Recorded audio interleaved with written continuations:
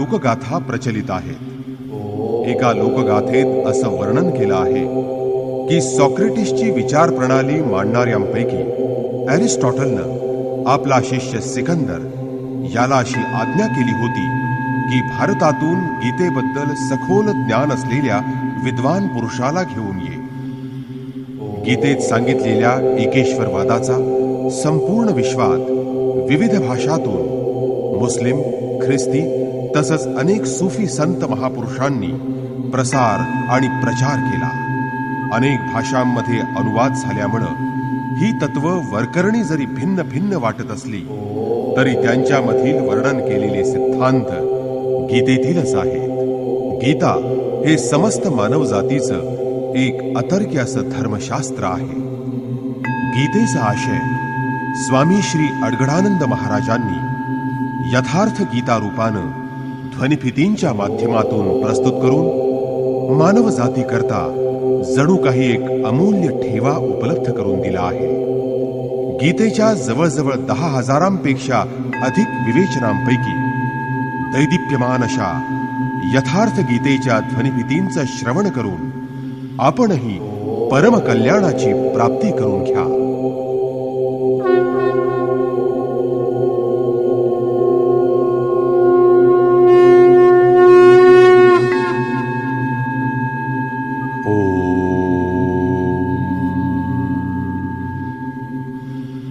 श्री परमात्मने नमः. यथार्थ गीता श्रीमद् भगवत गीता अथ षष्ठोऽध्यायः. अध्याय 6. या जगात जेव्हा धर्माच्या नावावर खोटे रीतिरिवाज, विविध प्रकारचे पूजाविधी आणि विविध संप्रदायांचं बाहुल्य वाढतं, तेव्हा दुष्ट रूढींचं दमन करून ईश्वराची स्थापना आणि त्याची प्राप्ती करून घेण्याची पद्धती किंवा मार्ग व्यवस्थित करण्यासाठी महापुरुषाचा अवतार होत असतो. कृष्ण कालामध्ये अशाच प्रकारे कर्तव्य कर्म न करता निष्क्रिय बसून राहणं आणि स्वतःला ज्ञानी म्हणून घेण्याची रूढी फार वाढली होती. आणि म्हणून या अध्यायाच्या प्रारंभी श्रीकृष्णांनी चौथ्यांदा ज्ञानयोग आणि निष्काम कर्मयोग या दोन्ही मार्गात कर्म करावंच लागतं हे सांगितलं आहे. दुसऱ्या अध्यायात त्यांनी सांगितलं होतं की अर्जुना, क्षत्रियासाठी युद्धाशिवाय दुसरा कोणताही कल्याणकारी आणि श्रेयस्कर मार्ग नाही. या युद्धात हरलास तरी देवत्वाची प्राप्ती आणि जिंकलास तर महामहिम पदाची प्राप्ती तुला होणार आहे. तेव्हा हे जाणून तू युद्ध कर. ज्ञानयोगाचं विवेचन करताना तू युद्ध कर ही गोष्ट तुला मी सांगितली. हातावर हात ठेवून स्वस्थ बसणं म्हणजे ज्ञानयोग नव्हे. ज्ञानयोगात आपल्या लाभहानीचा विचार करून आपल्या क्षमतेला ओळखून कर्म करण्यास प्रवृत्त व्हायचं असतं. ज्ञानयोगात युद्ध हे अनिवार्य असतं, अर्थात याची प्रेरणा देणारा महापुरुष असतो. तिसऱ्या अध्यायात अर्जुनानं श्रीकृष्णांना विचारलं की भगवन, निष्काम कर्मयोगापेक्षा आपल्याला जर ज्ञानयोग श्रेष्ठ वाटतो तर तुम्ही मला ही घोर कर्म करायला का सांगत आहात? अर्जुनाला निष्काम कर्मयोग फार कठीण वाटला. यावर श्रीकृष्णांनी सांगितलं की दोन्ही मार्ग मीच सांगितले आहेत, परंतु दोन्ही मार्गात कर्म हे अनिवार्य आहे. कर्म त्याग करण्यास मी कुठंच सांगितलं नाही. मुळीच कर्म न करता कुणीही नैष्कर्म्य सिद्धी प्राप्त करू शकत नाही. तसंच प्रारंभी केलेली कर्म प्रक्रिया मध्ये सोडून तिचा त्याग करून कुणीही परमसिद्धी प्राप्त करू शकत नाही. दोन्ही मार्गात यज्ञ प्रक्रिया म्हणजेच नियत कर्म करावंच लागतं. यानंतर अर्जुनाला स्पष्टपणे कळलं की ज्ञानमार्ग किंवा कर्ममार्ग यापैकी कोणताही मार्ग निवडला तरी कर्म हे दोन्ही मार्गात अनिवार्यच आहे. तरीही 5व्या अध्यायात त्यानं पुन्हा विचारलं की भगवान, फलप्राप्तीच्या दृष्टीनं या दोन्ही मार्गांपैकी कोणता मार्ग श्रेष्ठ आणि सुकर आहे? अर्जुना, दोन्ही मार्ग परमश्रेयाची प्राप्ती करून देणारे आहेत. दोन्ही मार्ग एकाच ठिकाणी पोहोचवत असतात. तरीही सांख्यांच्या मते निष्काम कर्मयोग हा श्रेष्ठ आहे. कारण निष्काम कर्म केल्याशिवाय कोणताही साधक संन्यासी होऊ शकत नाही. शिवाय दोन्ही मार्गात कर्म एकच आहे. तेव्हा निर्धारित कर्म केल्याशिवाय ना कोणी संन्यासी होऊ शकत, ना कोणी योगी बनू शकत. या दोन मार्गांचं अनुसरण करणाऱ्या साधकांचा दृष्टिकोन हा फक्त वेगवेगळा असतो. श्री भगवान वाच.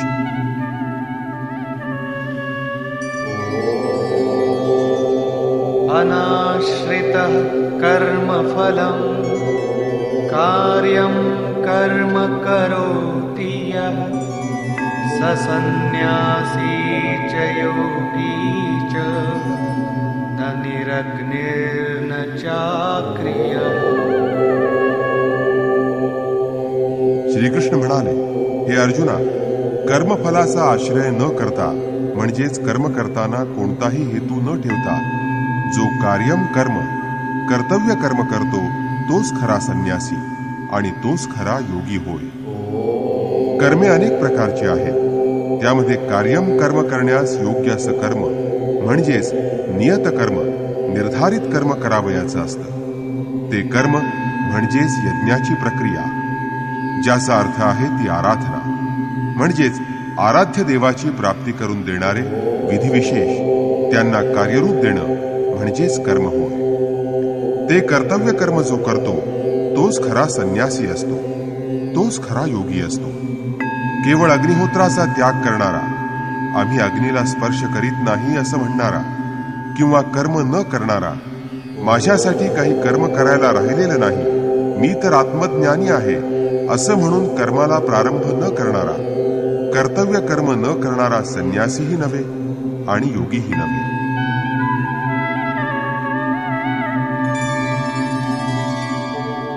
यं सन्न्यासमिति प्राहुः योगं तं विद्धि पाण्डव. नह्यः सन्न्यस्तसंकल्पो योगी भवति कश्चन. अर्जुना, ज्याला संन्यास म्हणतात तोच कर्मयोग आहे असं तू जाण.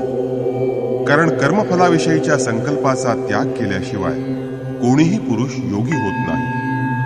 अर्थात फलाशेचा त्याग दोन्ही मार्गात आवश्यक आहे. मग तर सरळ आहे की आम्ही कसला संकल्प हेतू ठेवीतच नाही असं म्हटलं की बनला योगी किंवा संन्यासी. श्रीकृष्ण म्हणतात, हे मात्र कदापि शक्य नाही.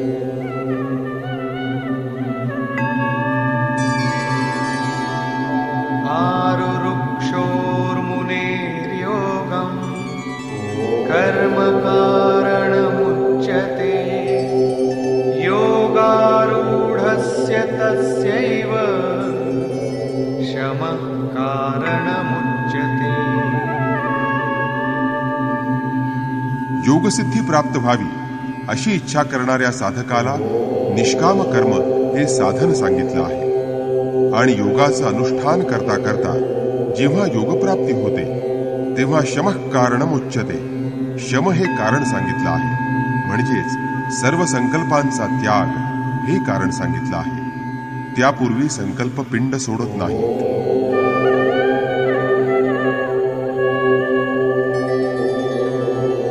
यदा हिनेन्द्रियार्थेषु न कर्मस्वनुषज्यते सर्वसंकल्पसन्न्यासी योगारूढस्तदोच्यते. इंद्रियांच्या विषयांच्या ठिकाणी आणि कर्माच्या ठिकाणी जेव्हा तो आसक्त होत नाही, योगाच्या परिपक्व अवस्थेत पोहोचल्यानंतर कर्म करून पुढे शोधायचं कुणाला, तेव्हा या अवस्थेत नियत कर्म जी आराधना तिचीही आवश्यकता राहत नाही आणि म्हणून तो आता कर्मातही आसक्त होत नाही. तेव्हा सर्व संकल्प संन्यासी, त्याचे सर्व संकल्प सुटलेले असतात. हाच खरा संन्यास होय. हीच खरी योगारूढता आहे. संन्यास नावाची कोणती वस्तू नाही की जी रस्त्यात सापडेल. ती कर्मफलाची आसक्ती नसलेल्या सर्व संकल्पांचा त्याग केलेल्या योग्यालाच प्राप्त होत असते. अशी ही योगारूढता प्राप्त होण्यापासून काय लाभ होतो?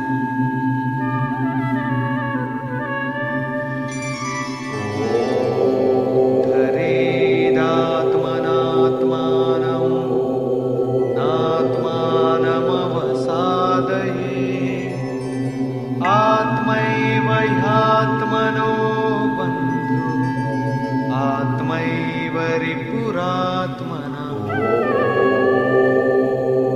अर्जुना, मनुष्यानं स्वतःच स्वतःचा उद्धार करावा. आपणच आपला नाश त्यानं करून घेऊ नये, कारण हा जीवात्मा स्वतःच आपला मित्र आहे आणि तोच आपला शत्रूही आहे. परंतु तो आपला कधी शत्रू होतो आणि कधी मित्र बनतो, यावर श्रीकृष्ण म्हणतात, बन्धुरात्मात्मनस्तस्य येनात्मैवात्मना जितः अनात्मनस्तु शत्रुत्वे वर्तेतात्मैव शत्रुवत्. ज्या जीवात्म्यानं मन आणि इंद्रियांसहित शरीराला वश केलेला आहे, त्याला ताब्यात ठेवला आहे, त्याचा जीवात्मा मित्र आहे. आणि ज्या जीवात्म्यानं मन आणि इंद्रियांसहित शरीराला ताब्यात ठेवलं नाही, वश केलं नाही, त्याचा जीवात्मा शत्रू आहे. त्याच्याशी तो शत्रूप्रमाणे वैर करतो. वरील 2 श्लोकात श्रीकृष्णांनी एकच गोष्ट सांगितली आहे की आपणच आपल्या आत्म्याचा उद्धार करावा. आपणच त्याला अधोगतीकडे नेऊ नये, कारण आत्माच आपला मित्र आहे. या जगात त्याच्याशिवाय आपला ना दुसरा कोणी मित्र आहे ना कोणी शत्रू. ज्यानं मनासहित इंद्रियांना जिंकलं आहे, त्याच्यासाठी आत्मा मित्र बनून मित्रासारखं आचरण करतो. तो त्याचं परमकल्याण करतो. जो मनासहित इंद्रियांना जिंकू शकत नाही, त्याच्याशी आत्मा शत्रूसारखा वागतो आणि तो त्याला नीच योनीकडे आणि यातनांकडे घेऊन जातो, अधोगतीच्या मार्गाकडे नेतो. पढिक पंडित मोठ्या अभिमानानं सांगतात, मी तर आत्मा आहे. गीतेमध्ये आत्म्याचं स्वरूप सांगताना म्हटलं आहे, या आत्म्याला शस्त्रानं कापता येत नाही, अग्नी त्याला जाळू शकत नाही, वायू त्याला सुकवू शकत नाही. तो नित्य आहे, अमृत स्वरूप आहे, न बदलणारा आहे, शाश्वत आहे. आणि असा आत्मा माझ्यात आहे. असे पंडित गीतेमधील आत्मा अधोगतीकडे जाऊ शकतो या ओळींकडे लक्षच देत नाही. जो कार्यम कर्म करण्यास योग्य असं कर्म म्हणजेच नियत कर्म करतो, त्याच्या आत्म्याचा उद्धार होतो. अशा योग्याच्या ठिकाणी आत्म्याचं स्वरूप कसं असतं ते पहा.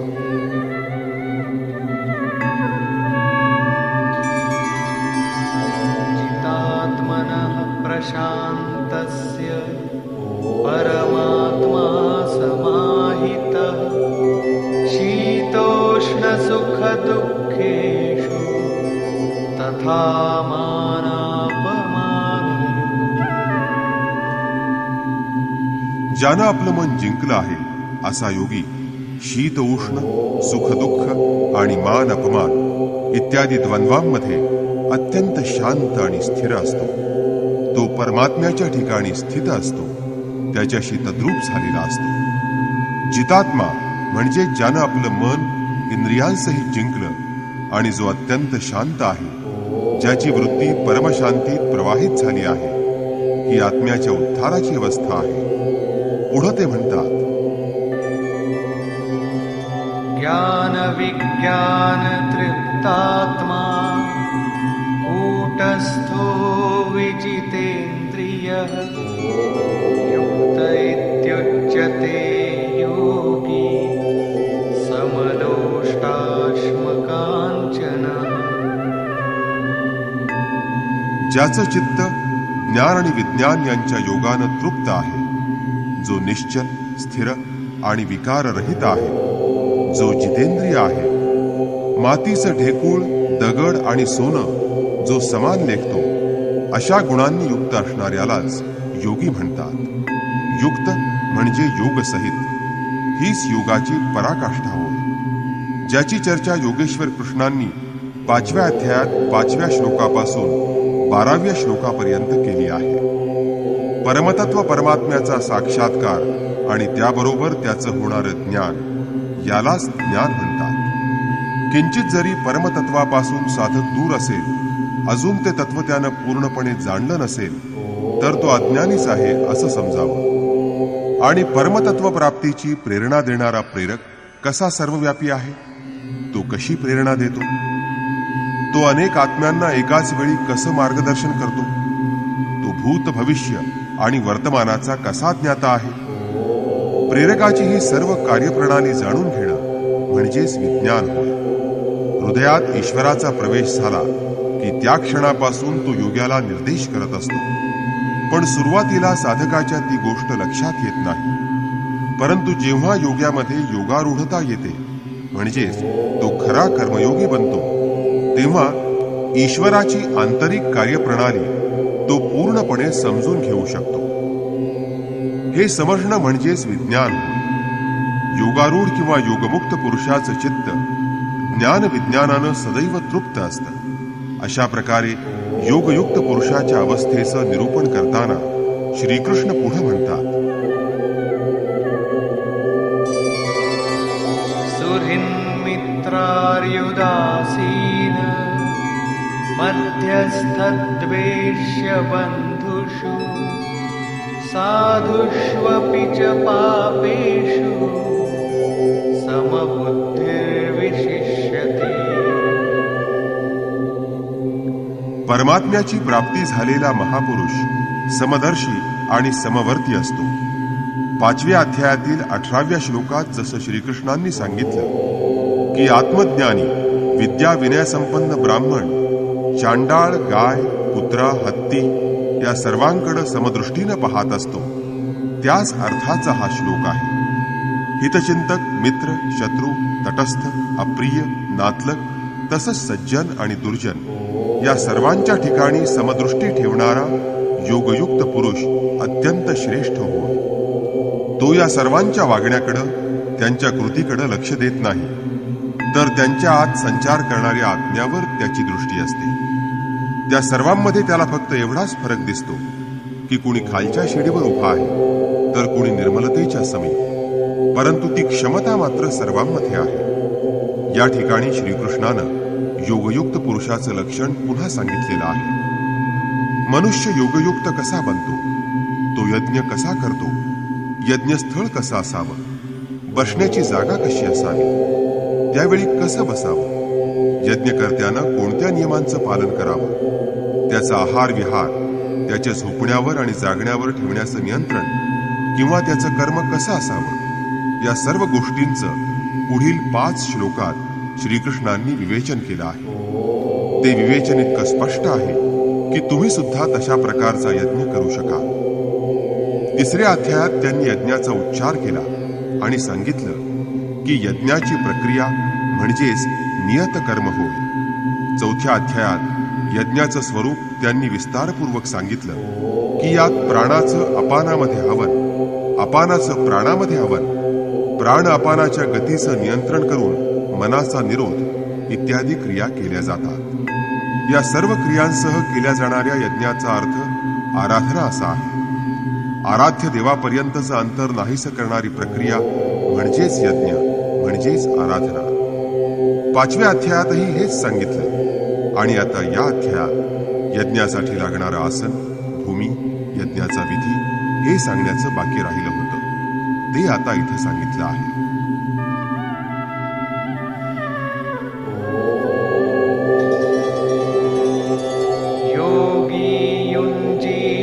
सततम् आत्मानं रहसि स्थितः एकाकीयत चित्तात्मा निराशीर परिग्रहः.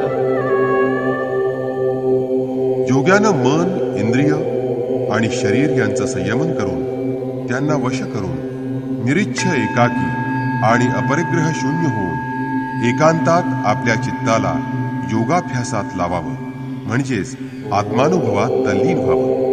त्यासाठी स्थान कसं असावं, आसन कसं असावं,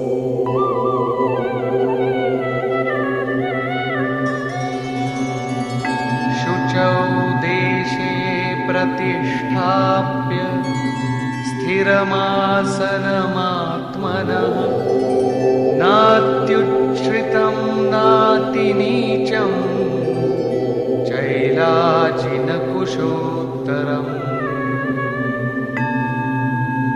पवित्र आणि शुद्ध अशा भूमीवर प्रथम दर्भ, त्यावर मृगाजिन, त्यावर वस्त्र म्हणजे रेशमी किंवा लोकरीचं अंथरूण, फार खाली नव्हे आणि फार उंच नव्हे, असं आपलं आसन योग्यानं स्थापन करावं. शुद्ध भूमी याचा अर्थ झाडून पुसून ती जागा स्वच्छ करावी असा याचा अर्थ आहे.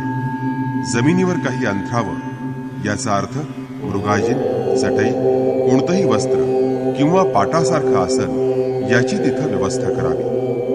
आसन हालणारं नसावं म्हणजे स्थिर असावं. ते जमिनीपासून फार उंच नसावं आणि अगदी जमिनीलगतही असू नये. पूज्य महाराजश्री साधारणतः 5 इंच उंचीच्या आसनावर बसत होते. एकदा एका भक्तानं त्यांच्यासाठी 5 फूट उंचीचं संगमरवराचं सुंदर आसन आणलं. महाराजश्री एक दिवस त्यावर बसले आणि नंतर म्हणाले, हे आसन मला नाही चालायचं, ते फार उंच झालं आहे. साधूनं इतक्या उंच आसनावर बसता कामा नये. यामुळं मनात अहंकार निर्माण होतो. अगदी जमिनीवर बसल्यानं मनात हीनता निर्माण होते. स्वतःबद्दल मनात घृणा पैदा होते. त्यांनी ते आसन तिथून हलवायला सांगितलं आणि जंगलात एक बाग होती तिथं ते ठेवण्यास सांगितलं, जिथं महाराजश्री कधीच जात नव्हते. आजही तिथं कोणी जात नाही. हेच त्या महापुरुषाचं आचरणपूर्ण शिक्षण. तेव्हा अशा प्रकारे साधकानं उंच आसनावर कधीही बसू नये, नाहीतर भजन पूजन बाजूला राहील आणि प्रथम अहंकार मनात ठाण मांडून बसेल.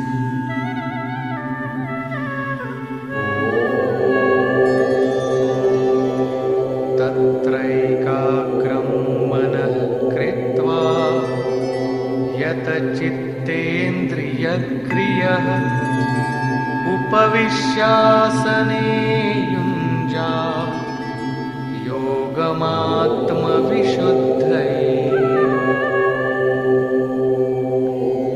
त्या आसनावर बसून ध्यान हे बसूनच करावयाचं असतं. मनाला एकाग्र करून चित्त आणि इंद्रियांच्या क्रियांचं नियमन करून चित्तशुद्धीसाठी योगाभ्यास करावा. आता कशा प्रकारे बसावं ते पुढील श्लोकात सांगितलं आहे. समं कायशिरो ग्रीवं धारयन्नचलं स्थिरः सम्प्रेक्ष्य नासिकाग्रं स्वं दिशश्चानवलोकयन्.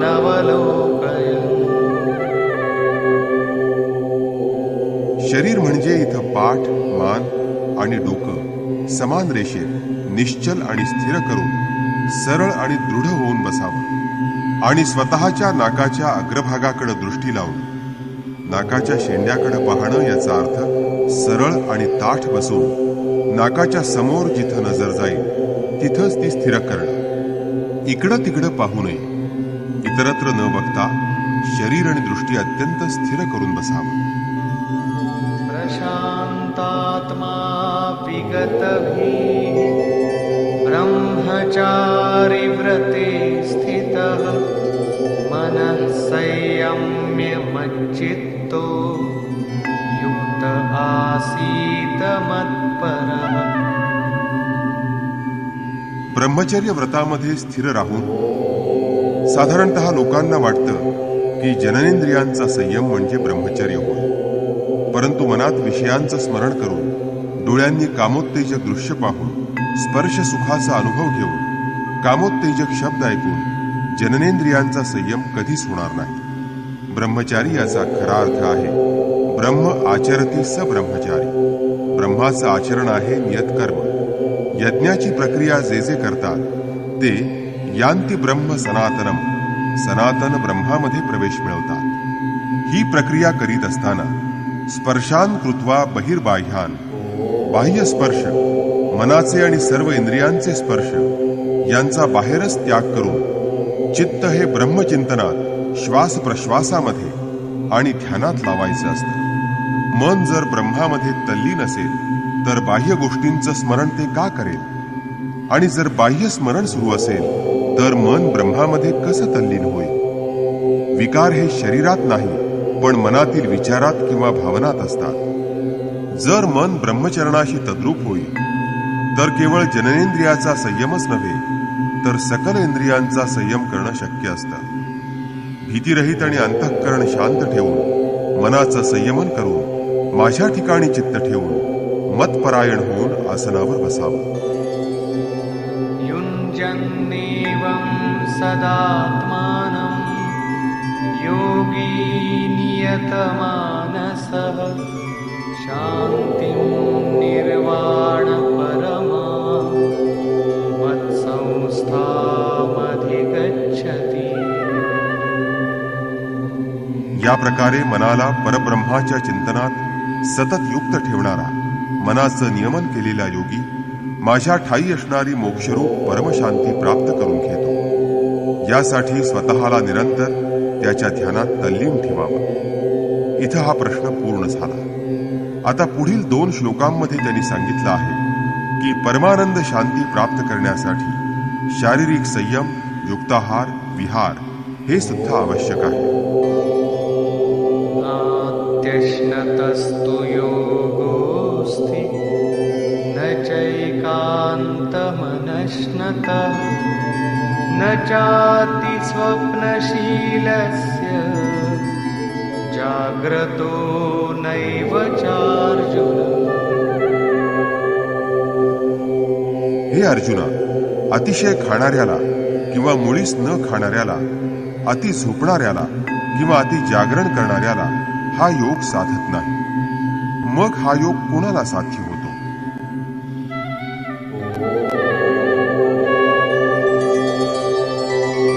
युक्ताहार विहारस्य युक्तचेष्टस्य कर्मसु युक्तस्वप्नावबोधस्य योगो भवति दुःखः। दुःखाचा नाश करणारा हा योग, ज्याचं खाणं आणि हिंडणं परिमित आहे, जो सर्व कामं अत्यंत मापून आणि नियमितपणे करतो, ज्याची निद्रा आणि जागर परिमित आहे, त्यालाच साध्य होतो। अति खाण्यानं आळस, निद्रा आणि प्रमादानं माणूस घेरला जाईल, तेव्हा त्याच्या हातून साधना होणार नाही। भोजन घेण्याचं सोडून दिल्यानं सर्व इंद्रिय क्षीण होतील आणि निश्चल किंवा स्थिर बसण्याची क्षमता शरीरात राहणार नाही। पूज्य महाराजश्री म्हणत असत की तुम्ही जो आहार घेता त्यापेक्षा 1.5-2 पोळ्या कमी खा। जसं साधन असेल तसा विहार करावा, मात्र रोज थोडे श्रम तर करायलाच हवे। काही ना काही कार्य करत राहायलाच हवं, अन्यथा शरीरातील रक्ताचं वहन शिथिल पडेल, शरीर रोगग्रस्त बनेल। वयाप्रमाणे आहार आणि अभ्यासाप्रमाणे झोपणं आणि जागणं कमी जास्त होऊ शकतं। महाराजश्री म्हणत, योग्यानं 4 तास झोपलं पाहिजे आणि उरलेला वेळ सतत चिंतन करीत राहिलं पाहिजे। हठाग्रहानं अति जागरण केलं तर तो वेडा बनतो।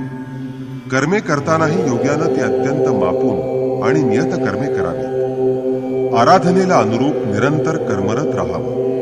बाह्य विषयांचं स्मरण न करता सदैव परमतत्व परमात्म्याच्या ठिकाणी ध्यानमग्न होणाऱ्या योग्याचाच योग साध्य होतो।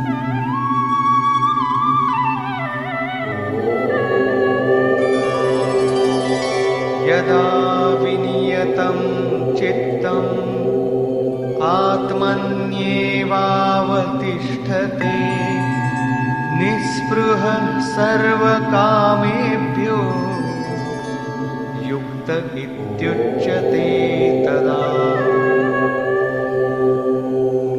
या प्रकारे विशेष अभ्यास करून वश केलेलं चित्त जेव्हा आत्म्याच्या ठिकाणी स्थित होतं, तेव्हा ते आत्म्यात विलीन होऊन जातं आणि जेव्हा सर्व प्रकारच्या इच्छांविषयी साधक निरीच्छ बनतो, तेव्हा तो योगयुक्त झाला किंवा त्याला योगसिद्ध झाला असं म्हणतात। आता विशेष रूपानं ज्यानं चित्ताला वश केलं आहे अशा योग्याचं लक्षण काय आहे? यथा दीपो निवातस्थो नेङ्गते सोपमा स्मृता योगिनो यतचित्तस्य युञ्जतो योगमात्मना। वायुरहित ठिकाणी म्हणजे निवाऱ्याच्या जागी ठेवलेला दिवा हा ज्याप्रमाणे अगदी निश्चल राहतो, ज्योत अगदी सरळ तेवत राहते, ती हलत नाही, तीच उपमा परमात्म्याचं निरंतर अनुष्ठान करणाऱ्या योगाच्या नियमन केलेल्या चित्ताला दिली आहे।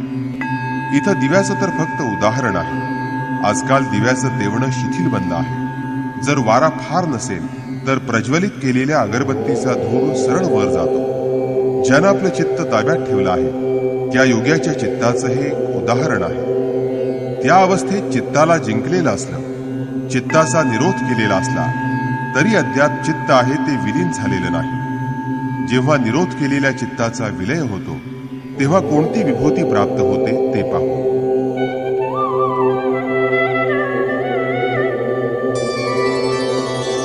यत्रो परमते चित्तं निरुद्धं योगसेवया यत्र चैवात्मनात्मानं पश्यन्नात्मनि तुष्यति. ज्या स्थितीत योगाभ्यासानं अभ्यास अथवा सराव केल्याशिवाय चित्ताचा निरोध होणार नाही, म्हणून योगाभ्यासानं नियमन केलेलं चित्त शांत होतं, आत्मस्वरूपी विलीन होतं, तद्रूप होतं, तेव्हा आत्मना आपल्या आत्म्याद्वारे आत्मानं परमात्म्याला पाहून आत्मनी एव आपल्या आत्म्यातच योगी संतुष्ट होतो. कारण प्राप्ती काळामध्ये तर परमात्म्याचा साक्षात्कार होतो, परंतु दुसऱ्याच क्षणी तो आपल्या आत्म्याला त्या शाश्वत ईश्वरीय विभूतीमध्ये ओतप्रोत झालेला पाहतो. ब्रह्म अजर अमर शाश्वत अव्यक्त आणि अमृत स्वरूप आहे, तर आत्माही अजर अमर शाश्वत अव्यक्त आणि आत्मस्वरूपच आहे. परंतु तो अचिंत्यही आहे.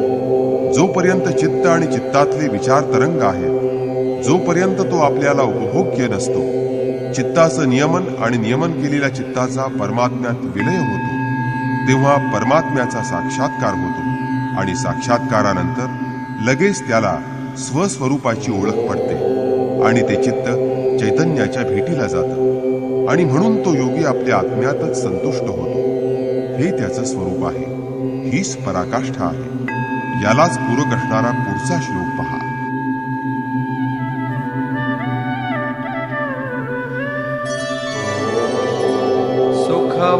सुखमात्यन्तिकं यत्तत् बुद्धिग्राह्यमतीन्द्रियं वेत्ति यत्र न चैवायं स्थितश्चलति तत्त्वतः. जे इंद्रियांना अगोचर आहे, अत्यंत शुद्ध झालेल्या बुद्धीनंच ग्रहण करण्यास जे योग्य आहे, असं निरातिशय सर्वोत्कृष्ट असं सुख ज्या स्थितीत हा योगी अनुभवतो, ज्या स्थितीत स्थित असणारा तो आपल्या स्वरूपाला जाणतो, तो त्या तत्वापासून कधीच ढळत नाही. नेहमी त्याच अवस्थेत तो राहतो.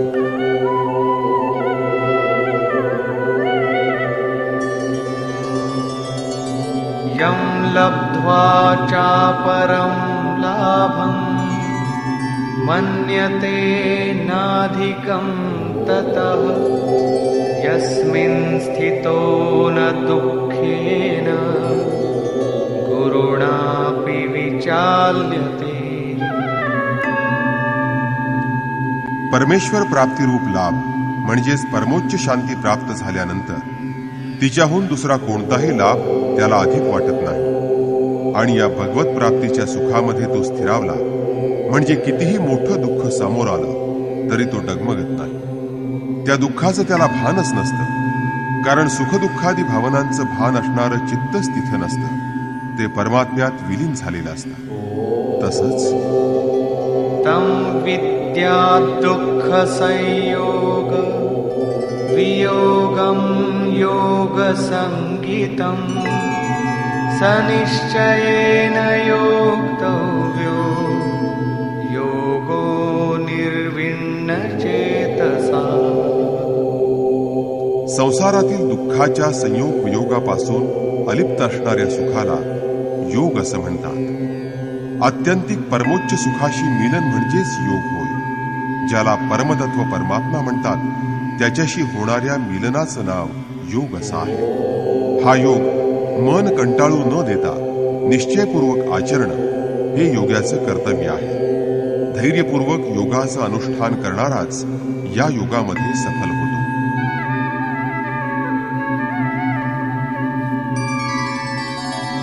संकल्प प्रभवान कामान त्यक्त्वा यतः मनसैवेन्द्रियग्रामं विनियम्य समन्ततः. म्हणूनच साधकानं विषयचिंतनापासून संकल्पापासून उत्पन्न होणाऱ्या सर्व कामनांचा वासना आणि आसक्ती सहित त्याग करून सर्व इंद्रियांचं सर्व बाजूंनी मनानं नियमन करावं. शनैः शनैरुपरमेत् बुद्ध्या धृतिगृहीतया आत्मसंस्थं मनः कृत्वा न किंचिदपि चिंतयेत्. क्रमाक्रमानं अभ्यास केल्यानं वैराग्य प्राप्त होईल. तदनंतर चित्ताचं नियमन आणि नंतर परमतत्वाशी ते तद्रूप होईल. यानंतर धैर्ययुक्त बुद्धीनं हळूहळू मनाला आत्म्याच्या ठिकाणी स्थित करून दुसऱ्या कशाचंही चिंतन करू नये. निरंतर चिंतनात राहिल्यानं परमात्मा प्राप्ती होते, परंतु आरंभी मन चिंतनात स्थिर होत नाही.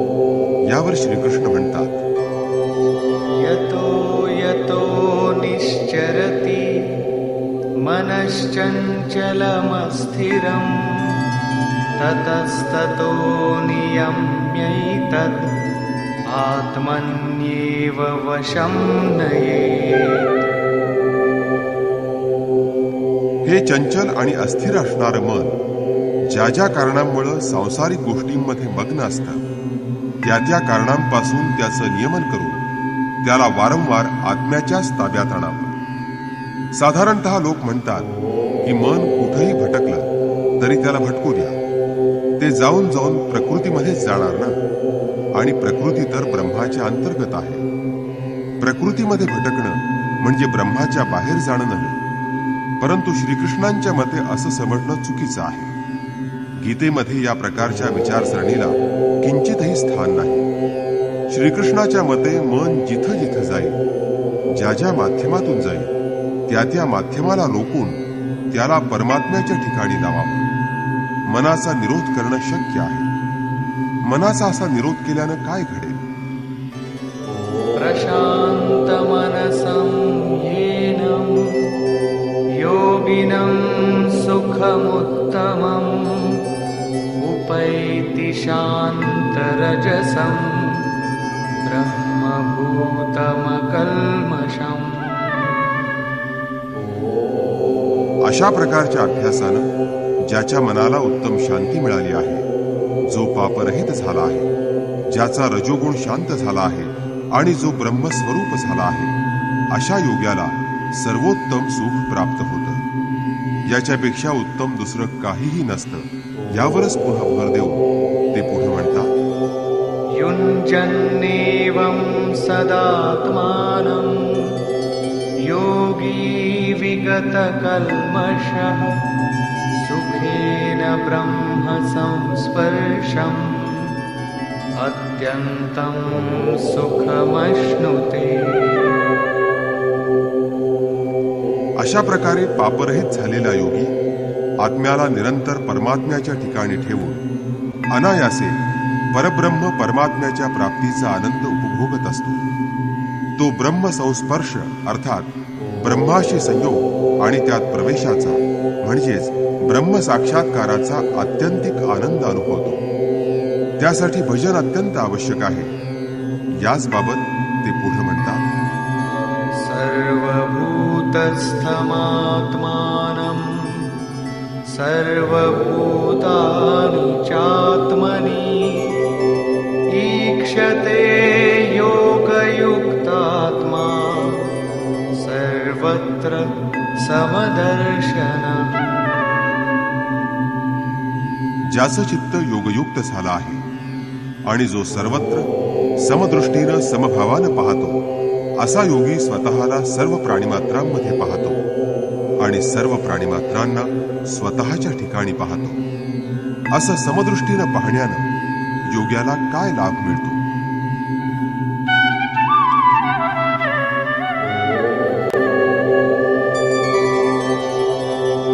यो मां पश्यति सर्वत्र सर्वं च च मयि पश्यति तस्याहं न प्रणश्यामि स च मे न प्रणश्यति।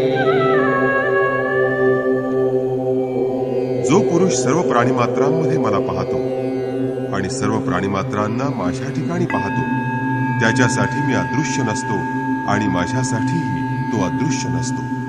हे योगयुक्त साधकाचं आणि माझं प्रत्यक्ष मिलन आहे, सख्य भाव आहे, सामिप्य आहे, मुक्ती आहे।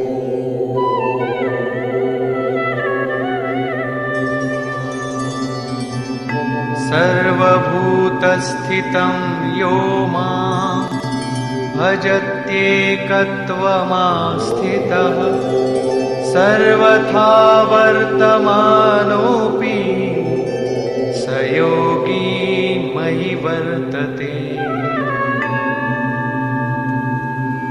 अनेकतेच्या पलीकडे असणाऱ्या एकत्व भावाला जाणून जो मला भजतो तो योगी सर्व प्रकारचं काम करीत असला तरी तो माझ्याच ठिकाणी राहतो, कारण माझ्याशिवाय त्याच्याजवळ दुसरं काहीही शिल्लक राहिलेलं नसतं। त्यानं सर्व काही मला अर्पण केलेलं असल्यानं उठता बसता तो प्रत्येक गोष्ट माझ्यासाठी करतो।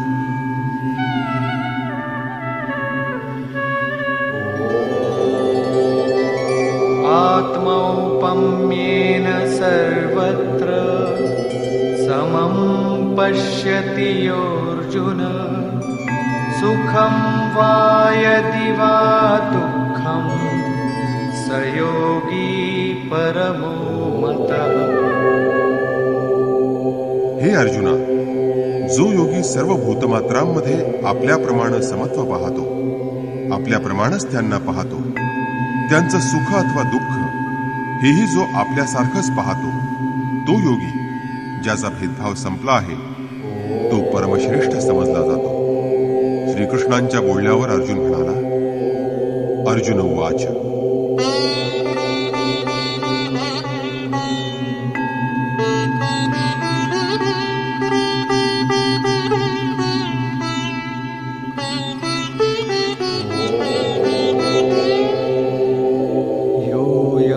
योगस्त्वया प्रोक्तः साम्येन मधुसूदन एतस्याहं न पश्यामि चञ्चलत्वात् स्थितिं स्थिराम्।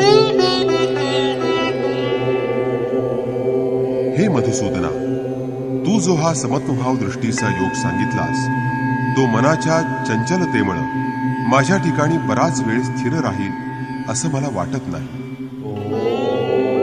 चंचलं हि मनः कृष्ण प्रमाथि बलवदृढं तस्याहं निग्रहं मन्ये वायोरिव सुदुष्करम्। हे कृष्णा, हे मन मोठं चंचल आहे, ते क्षोभक, बलयुक्त तसंच वळवण्यास कठीण आहे। त्याचा निग्रह करणं वायूच्या निग्रहाप्रमाणेच अत्यंत दुष्कर आहे। सोसाट्याच्या वाऱ्याप्रमाणे त्याचा निग्रह करण्यास अत्यंत कठीण आहे। यावर योगेश्वर श्रीकृष्ण म्हणतात, श्री भगवान वाच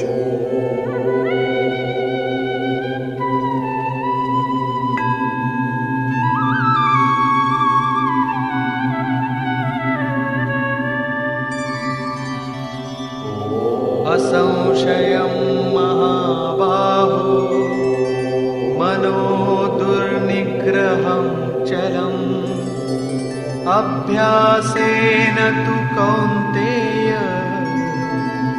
वैराग्येण च गृह्यते। महान कार्य करण्यासाठी प्रयत्नशील असणाऱ्या महाबाहू अर्जुना, मन खरोखर फार चंचल आहे। त्याचा निग्रह करणं, त्याला वश करणं कठीण आहे। परंतु हे कौंतेया, अभ्यासानं आणि वैराग्यानं त्याला वश करता येतं। ज्या ठिकाणी त्याला केंद्रित करावयाचं आहे त्या ठिकाणी स्थिर करण्याचा सतत प्रयत्न करणं म्हणजेच अभ्यास होय। आणि जे पाहिलं जातं, ऐकलं जातं, म्हणजेच संसारातील किंवा स्वर्गातील सुखभोगांच्या त्यांच्या आसक्तीचा त्याग करणं म्हणजेच वैराग्य होय.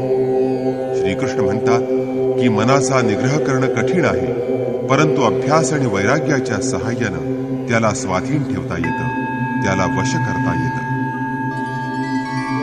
असंयतात्मना योगो दुष्प्राप इति मे मतिः वश्यात्मना तु यतता शक्यो वाप्तुमुपायतः.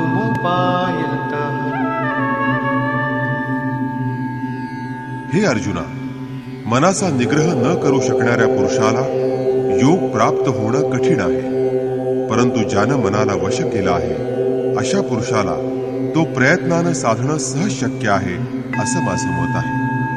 तुला हा योग जितका कठीण वाटतो तितका कठीण तो नाही.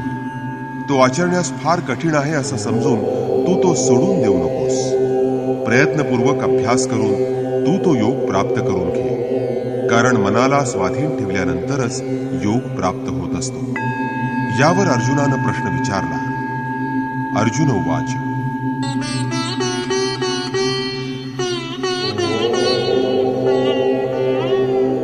अयति श्रद्धयोपेतो योगाच्चलितमानसः अप्राप्य योगसंसिद्धिं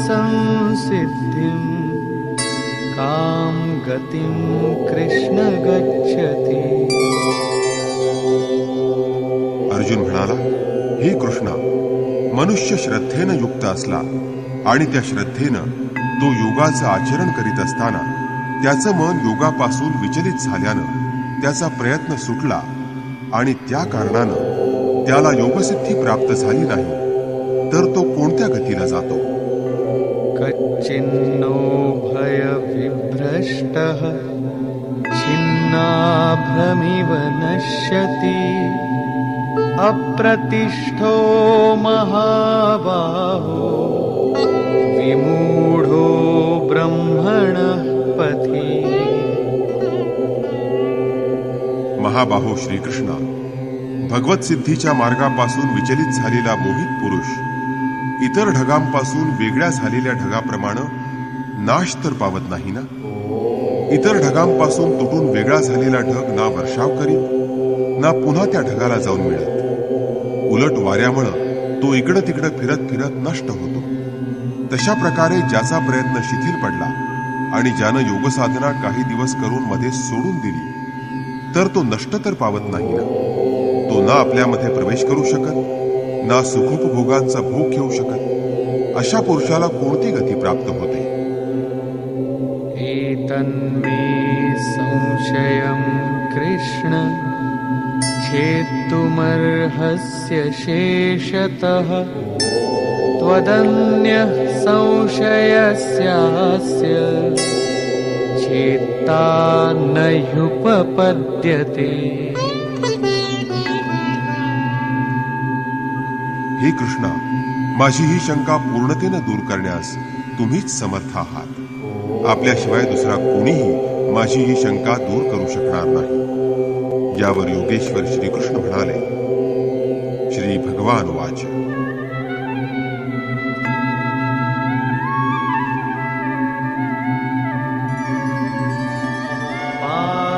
पार्थनैवेह नामुत्र विनाशस्तस्य विद्यते न हि कल्याणकृत् कश्चित् दुर्गतिं तात गच्छति.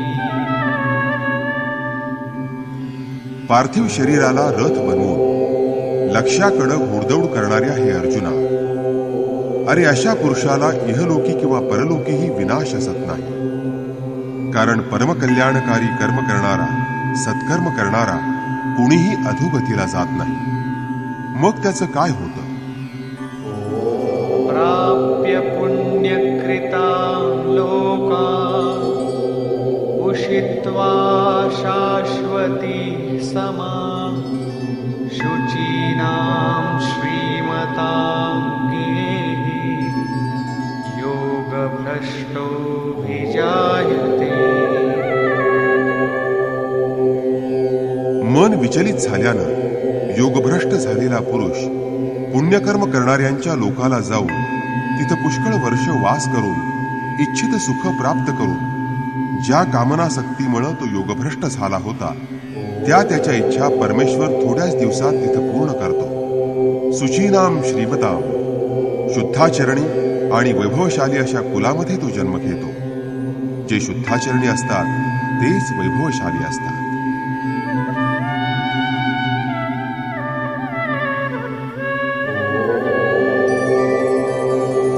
अथवा योगिनामेव कुले भवति धीमता एतद्धि दुर्लभतरं लोके जन्म यदीदृशम्.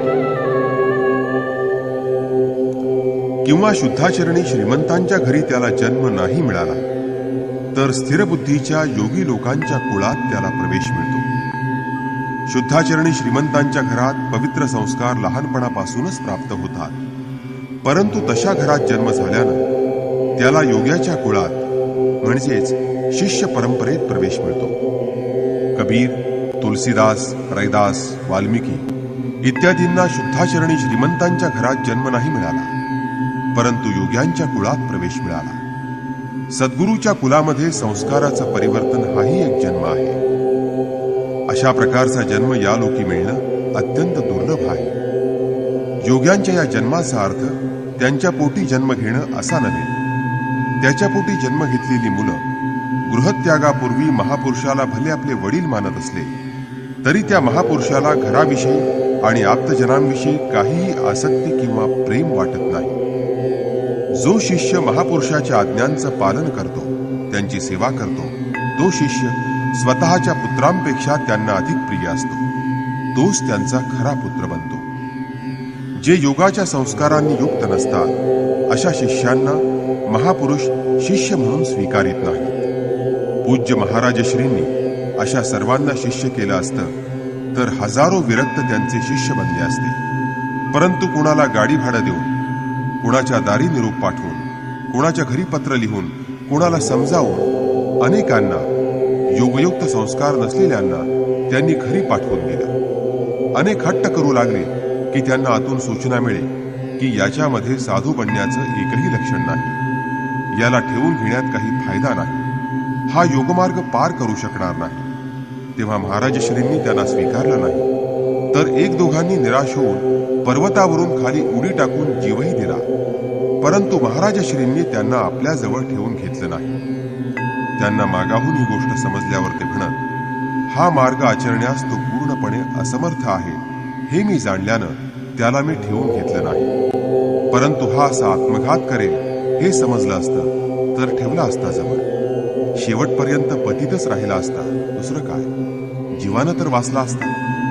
महाराजश्रींजवळ असं ममत्वही खूप होतं, परंतु तरीही त्यांनी संस्कारहीन शिष्यांचा स्वीकार केला नाही.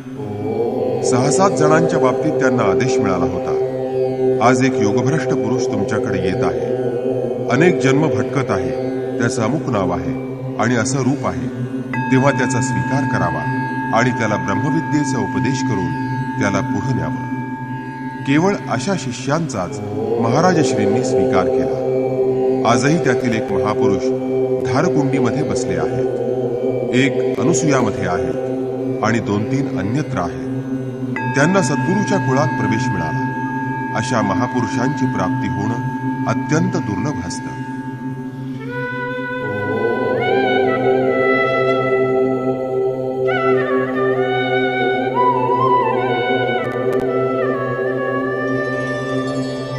तत्र तं बुद्धिसंयोगं लभते पौर्वदेहिकं यत ते च ततो भूयः संसिद्धौ कुरु नन्दन. हे अर्जुना, पूर्वजन्माच्या देहातील बुद्धिसंस्काराचा नव्या देहामध्ये त्याला लाभ होतो. त्याच्या ठिकाणी ते बुद्धिसंस्कार उपजतच असतात. त्यामुळं हे कुरुनंदना, त्यांच्या प्रभावामुळं तो पुन्हा ससिद्ध भगवत प्राप्तीसाठी योग सिद्धीसाठी प्रयत्न करतो.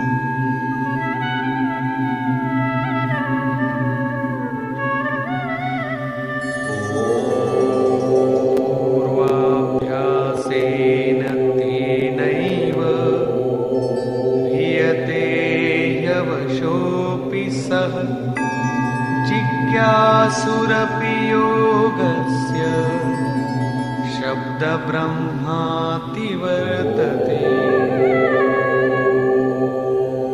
श्रीमंताच्या घरी तो विषयांच्या अधीन झाला तरी पूर्वजन्मीच्या अभ्यासानं तो भगवत मार्गाकडे कर्मयोगाकडे आकर्षिला जातो आणि मग या मार्गात त्याचे प्रयत्न शिथिल असले तरी योगमार्गाचा तो जिज्ञासू शब्द ब्रह्माला पार करून निर्वाण पदाची प्राप्ती करून घेतो. त्याच्या प्राप्तीचा हाच मार्ग आहे. एका जन्मात कुणालाही निर्वाण पद प्राप्त होत नाही.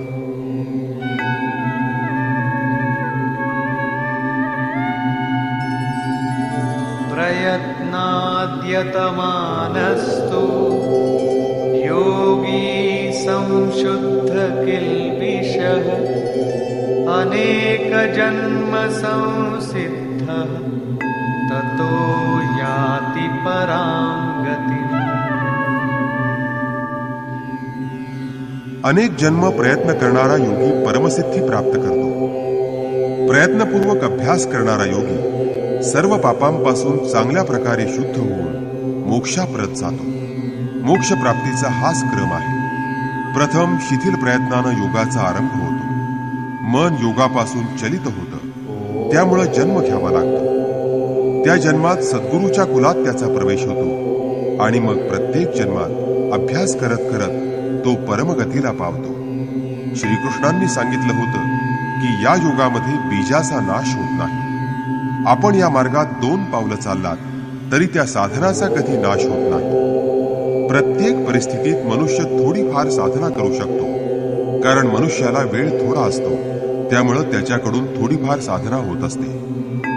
आपण काळे आहात की गोरे आहात किंवा आपण कुठचेही असलात तरी गीता सर्वांसाठी आहे. आपल्यासाठीही ती आहे. उत्कट प्रयत्न करणारा कोणीही असू शकतो, परंतु शिथिल प्रयत्न करणारा गृहस्थच असतो.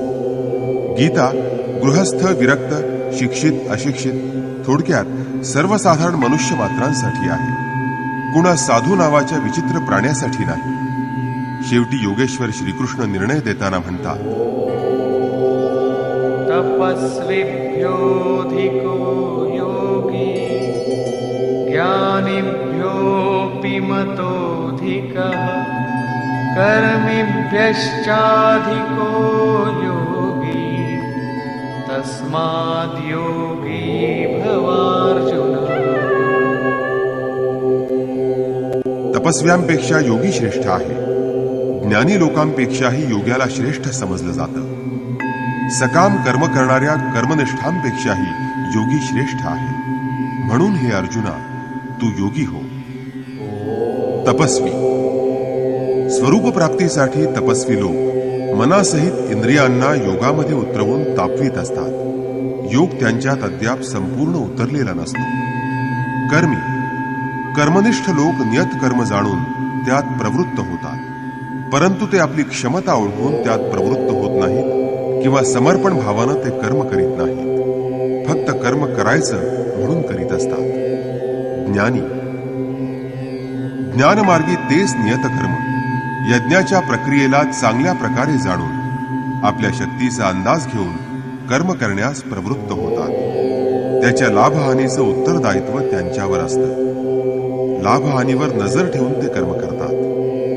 योगी निष्काम कर्मयोगी मात्र ईश्वरावर श्रद्धा ठेवून समर्पण भावानं त्या नियत कर्मामध्ये योग साधनेमध्ये प्रवृत्त होतो. अशा योग्याच्या योगक्षेमाची जबाबदारी परमेश्वर घेत असतो. पतन होण्याची स्थिती निर्माण झाली तरी त्याला पतनाचं भय नसतं, कारण ज्या परमतत्वाची तो अभिलाषा धरतो, ध्यास घेतो, तो परमात्माच त्याला सांभाळण्याची जबाबदारी घेत असतो. म्हणजे तपस्वी योग प्राप्त करण्यासाठी अद्याप प्रयत्नशील आहे. कर्मनिष्ठ केवळ कर्म करणंच जाणतो. त्यांचं पतनही होऊ शकतं, कारण त्या दोन्हीमध्ये ना समर्पणाची भावना असते, ना आपला लाभहानी पाहण्याची क्षमता. परंतु ज्ञानी योग्याच्या अवस्थेला जाणत असतो. त्याला आपल्या शक्तीचा अंदाज असतो आणि त्याची सर्व जबाबदारी त्याच्यावरच असते. आणि निष्काम कर्मयोगी तर स्वतःला परमेश्वराच्या स्वाधीन करतो. त्यामुळे त्याला ईश्वर सांभाळतो. परमकल्याणाच्या मार्गावर हे दोन साधक योग्य प्रकारे चालत असतात. परंतु ज्याची जबाबदारी ईश्वर घेतो तो साधक सर्वात श्रेष्ठ होय. कारण ईश्वरानं त्याला स्वीकारलेलं असतं. त्याच्या लाभहानीचा विचार ईश्वरच करत असतो. म्हणून कर्मयोगी श्रेष्ठ आहे. यासाठी हे अर्जुना, तू कर्मयोगी बन आणि समर्पणासहित योगाचं आचरण कर. कर्मयोगी श्रेष्ठ खरा, पण त्यामध्येही जो अंतरात्म्यामध्ये लीन असतो तो योगी श्रेष्ठ होय.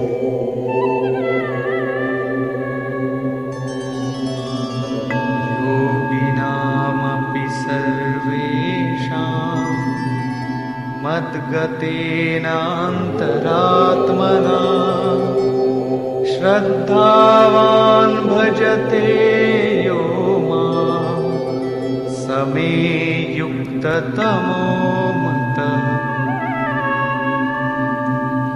सर्व निष्काम कर्मयोग्यामध्ये जो श्रद्धाशीलतेनं अंतःकरणापासून अंतर्चिंतनातून निरंतर मलाच भजतो तो योगी मला श्रेष्ठ वाटतो. भजन ही काही देखावा करण्याची गोष्ट नाही. अशा भजनाला समाजानं भले माना डोलावल्या तरी ईश्वराचा अशा भजनाला विरोध असतो. भजन हे अत्यंत गोपनीय असतं आणि ते अंतःकरणापासून गायलं जात असतं. त्याचे कमी जास्त होणं हे अंतःकरणावर अवलंबून असतं. निष्कर्ष, या अध्यायाच्या आरंभी योगेश्वर श्रीकृष्णांनी सांगितलं की कर्मफलाचा आश्रय न घेता कार्यम कर्म म्हणजे जो कर्तव्य कर्म करतो तोच खरा संन्यासी होय आणि ते कर्म करणारा योगी आहे. केवळ कर्माचा आणि अग्निहोत्राचा त्याग केल्यानं कुणीही योगी किंवा संन्यासी होत नाही. संकल्पांचा त्याग केल्याशिवाय कुणीही पुरुष संन्यासी अथवा योगी होत नाही. आम्ही इच्छा अपेक्षा संकल्प करत नाही असं केवळ म्हणण्यानं संकल्प पिंड सोडत नाही. योगामध्ये आरूढ होऊ इच्छिणाऱ्या पुरुषानं कार्यम कर्म कर्तव्य कर्म करता करता योगारूढ होण्यानं सर्व संकल्प नष्ट होतात. त्यापूर्वी ते नष्ट होत नाही. सर्व संकल्प नाहीसे होणं यालाच संन्यास असं म्हणतात. योगेश्वर श्रीकृष्णांनी सांगितलं की आत्मा अधोगतीला जाऊ शकतो आणि पुन्हा त्याचा उद्धारही होऊ शकतो. जो पुरुष मनासहित इंद्रियांना जिंकतो त्याचा उद्धारही होऊ शकतो. जो पुरुष मनासहित इंद्रियांना जिंकतो त्याचा आत्मा त्याचा मित्र बनून त्याचं परमकल्याण करतो. जो इंद्रियांना जिंकू शकत नाही त्याचा आत्मा त्याचा शत्रू बनून शत्रूसारखा त्याच्याशी वागतो आणि अनेक यातनांचं तो कारण बनतो. म्हणून मनुष्यानं आपल्या आत्म्याला अधोगतीला जाऊ देता कामा नये. मनासहित इंद्रिय दमन करून आपणच आपल्या आत्म्याचा उद्धार करावा. त्यानंतर त्यांनी योग प्राप्त करणाऱ्या योग्याची राहणी सांगितली आहे.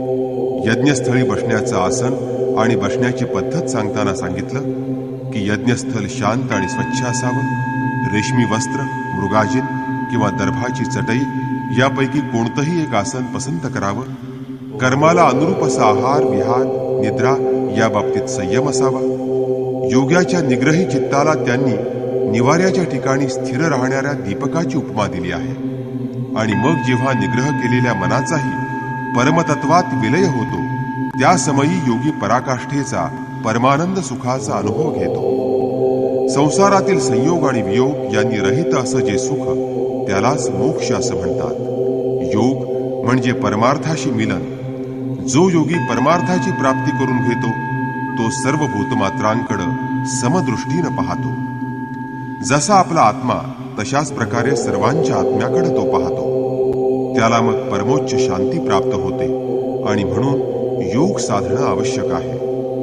मन जिथं भरकटत जाईल तिथून त्याला निग्रहानं आणून त्याचं नियमन केलं पाहिजे.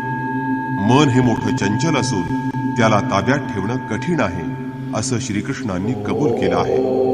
परंतु अभ्यास आणि वैराग्यानं त्याला स्वाधीन करता येतं. ज्याचे प्रयत्न शिथिल आहेत असा मनुष्यही अनेक जन्मातील अभ्यासानं परमगती प्राप्त करू शकतो. तपस्वी, ज्ञानमार्गी आणि कर्मनिष्ठांपेक्षा योगी श्रेष्ठ असतो. आणि म्हणून हे अर्जुना, तू योगी बन. समर्पणाच्या बरोबर अंतर्मनानं योगाचं आचरण कर. प्रस्तुत अध्यायात श्रीकृष्णांनी योगाच्या प्राप्तीसाठी अभ्यासाची नितांत आवश्यकता आहे या गोष्टीवर अधिक भर दिला आहे. ओम तत्सदिति श्रीमद्भगवद्गीतासूपनिषत्सु ब्रह्मविद्यायां योगशास्त्रे श्रीकृष्णार्जुन संवादेभ्यास योगो नाम षष्ठोऽध्यायः. याप्रमाणे श्रीमद्भगवद्गीता रूपी उपनिषदातील ब्रह्मविद्यांतर्गत योगशास्त्रातील श्रीकृष्ण आणि अर्जुन यांच्या संवादातील अभ्यास योग नावाचा 6वा अध्याय समाप्त झाला.